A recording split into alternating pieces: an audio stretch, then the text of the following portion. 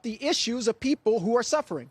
6 people died in Nashville at the Covenant School. 3 were 9 years old. But instead of focusing on that, Representative Jones, Representative Johnson, and myself are being expelled from the State House because we said we cannot do business as usual.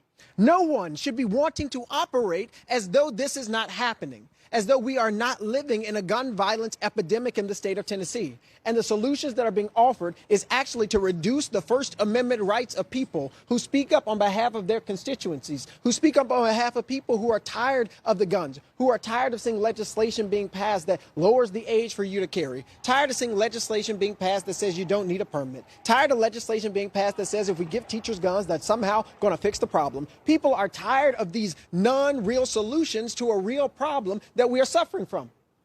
I've lost a classmate this year from gun violence. My mentor died last year from gun violence. We are dealing with a gun violence epidemic, and the resolution is not to silence the voices of people who send us here to the people's house to speak with them and for them. It is to make sure we do just legislation. It's to make sure we fight for red flag laws. We fight for good storage laws. We fight to make sure that this is a democracy and maintains its democratic principles. But that's what's being lost today. And so every Tennessean needs to be very concerned that we are not in a democracy.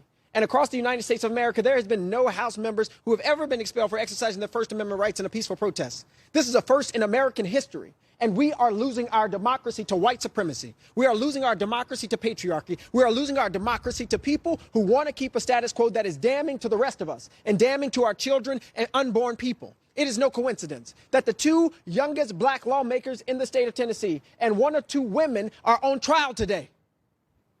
That is not accidental. This is what happens when you lose democracy. This is what we are fighting against and must stand up against as legislators and as people and as citizens across this country, because it's starting in Tennessee, but it won't end here. How painful.